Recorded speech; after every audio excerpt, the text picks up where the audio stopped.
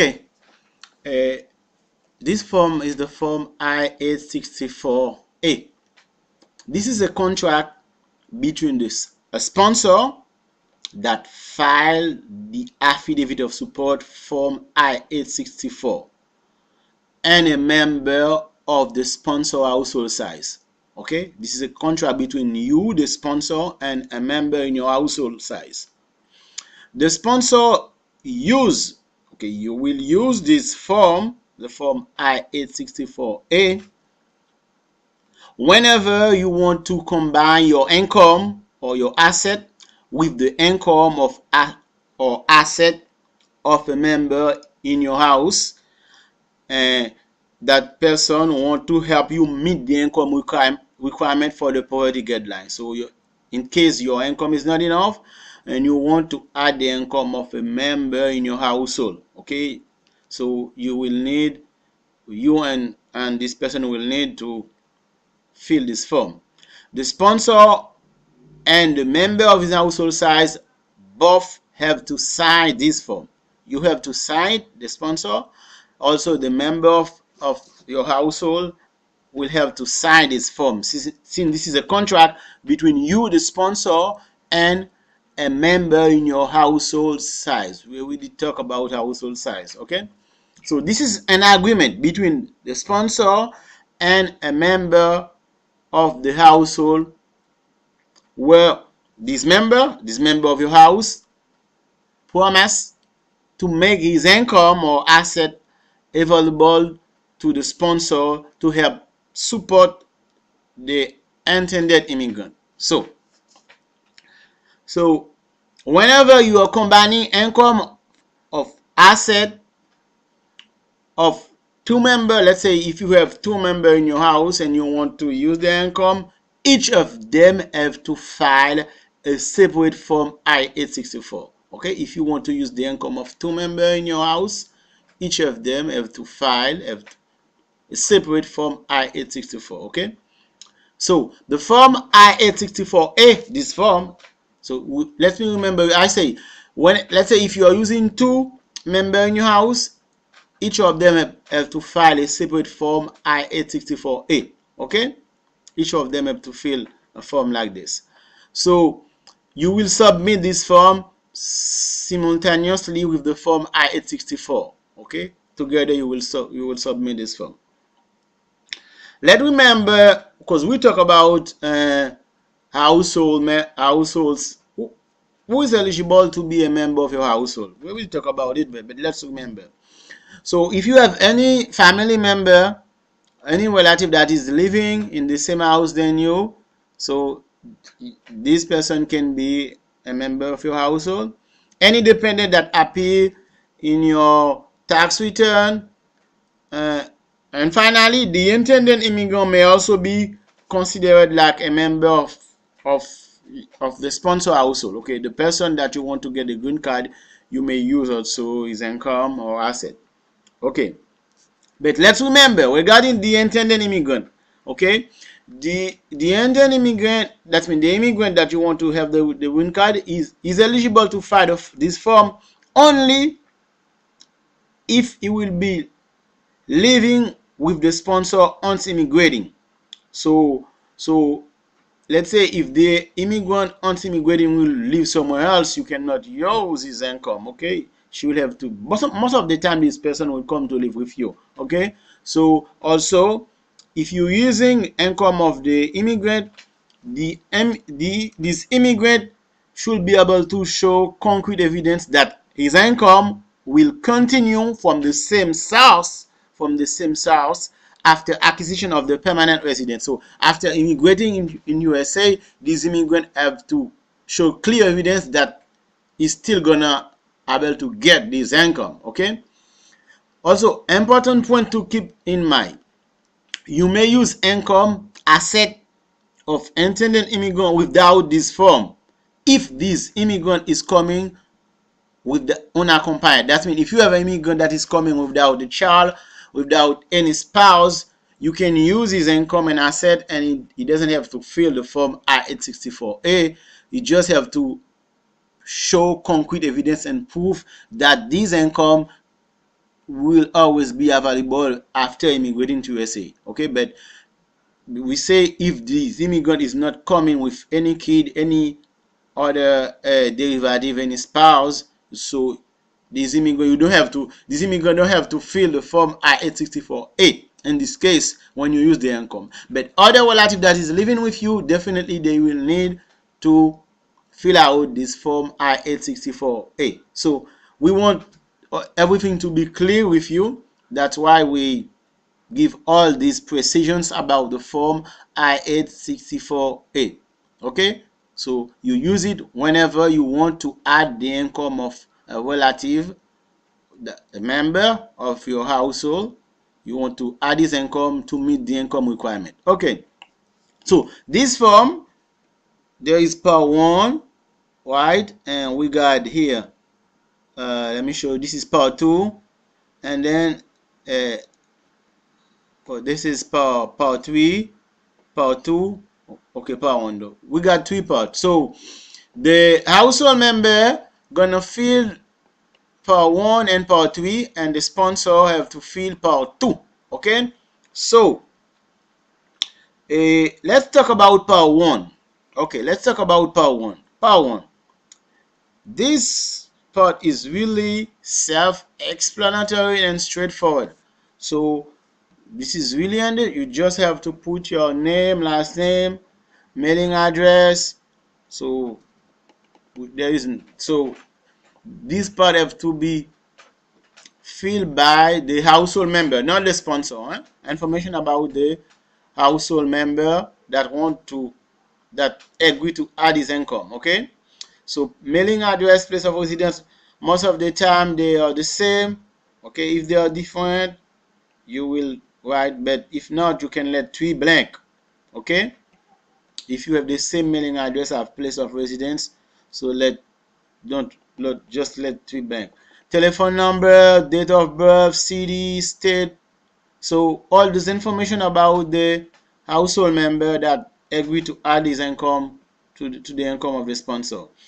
U.S. Social Security, if you have it, if you are using income of the intended immigrant, maybe the immigrant don't have any socials. Okay, you will let it blank in case of the immigrant don't have.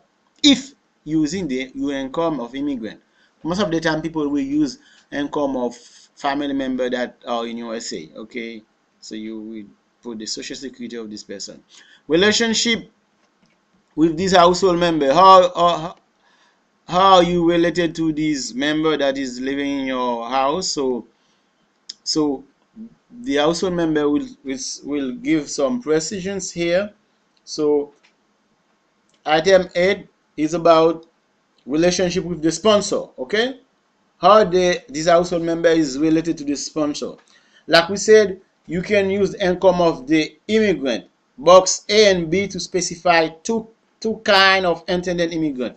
We got immigrant that is a sponsor spouse, and immigrant member of sponsor household. Okay, so let's say if you are the immigrant and you are the sponsor spouse, so if you are the intended immigrant and you take box A, married to the sponsor, you don't have to reside with the sponsor. Okay, you don't have to reside with the sponsor, but prove that your income, you will still get access to the income after immigrating to USA is required. You have to clearly show that you're still gonna get this income after immigrating.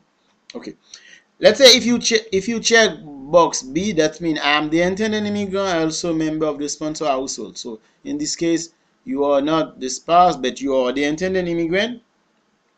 You are not married to the sponsor. So they need, in this case, you need proof that you live or you will be living in the same address than the sponsor, as well as proof that your income will continue from the same source after immigrations. Let's say if you check box C, so box C, you have to give proof of relationship. So if you check box C, you have to give proof of the, so let's say you are not the intended immigrant, so how you are related to the sponsor. son, parent, brother, sister, okay, other dependent. So if you will give precisions if you are on the if you check other dependent, you should be on the tax return of the sponsor, okay. Okay, if you check other dependent. So in this case, you have to give proof of relationship as well as proof that you are living in the same address. Okay, this part you have to give proof that you are living in the same address. Okay, dependent and spouse, but spouse and dependent, they are except you don't have to give proof of the same address, because if you are dependent, that means when you file your tax, that means, the tax return is an official document, so that's a guarantee that you are living in the same address, okay. So if you check other dependent, you don't really need to give proof of this of residency, because the tax on the tax return, it's a proof that you were living in the same address, okay. Okay, so understand this part have to be complete by the household member. The household member should complete this part. This explain how he is related to the sponsor. Okay. Item 9. So the household member will check the box that is appropriate to his conditions. If you are employed as a manager, I don't know name of, if you are self-employed, retired. Okay, this information is about the household member. Okay, the person that is want to add the income, so you will give the information as appropriate, nothing to explain. Okay, so item 10, again, this is about the household member current individual annual income. Your annual income normally should be on your tax return, okay. Okay, on your, because they are talking about individual annual income. This is your gross income. Normally it's on your form 1040. You will put your annual income, okay. They need your annual income, not weekly, not monthly, annual income. It should be on your tax return. 11, you have to check 11, file your tax return, because if you don't file tax return, you can't help anyone. You are illegal unless you can prove that according to the law, there is some time when your income is really very low, you may not require to file. In this case, you will need proof from IRS that really you didn't have to file. Otherwise, you definitely need to file your tax return in order to do anything related to the federal government. They always ask for your tax return. Okay, so you have to click that you file tax return for the most recent tax year. Okay, so let's say I'm in 2014 here. So the most recent tax year is 2013, and you will put your total income, your annual total. Let's say, just give a number. Let's say 60,320. That's just an example, okay? That's the most recent tax return. Your total income, you will put it here. You may put second or third. You will put second, third. But this is, you may attach a tax return of second and third most recent year, but this is not an obligations, okay. This is really optional. You can do that or not, but they mainly need the most recent tax return, okay. But you may still attach a second and third copy when they ask copy of tax return and W2, okay. But if you provide transcript, one transcript is enough, okay. You don't need W2, but if you provide tax return, you will need W2 or 1090 if you are self-employed, okay. Okay, asset 12, asset of the household member. You complete this, it's only if you need it, so it's really optional. Let's say after adding your income, you still can meet the income requirement, and you want to let the sponsor use your asset, okay. You will put your asset here, but this is really optional. If after adding your income you are okay, that's when the income requirement you made it, you don't really need to add asset. But if you still below the poverty guideline 100%, you are below, So you may think about use your asset, but remember there is some rule when you use your asset. Watch the video about how to use the asset, because there is some rule when using your asset. Okay, now the, the sponsor, part 2. The sponsor gonna point his name here. I, the sponsor, you point your name here. Use a black pen to point your name. This is you make the promise in consideration of the promise to support following intended immigrant. Okay, that's a promise. You indicate here how many immigrant. If it's just one immigrant, you put 1 here. If it's 2 immigrant, that you put 2 here. Okay, and you put the name of the immigrant, date of birth, alien number or social security, if any. Let's say if you're if the immigrant is in USA on a visa tab of other status, you will put a number or social security, but most of the time the immigrant don't have any alien numbers or any social security, so you will just put NA, not applicable, okay, for intended immigrant.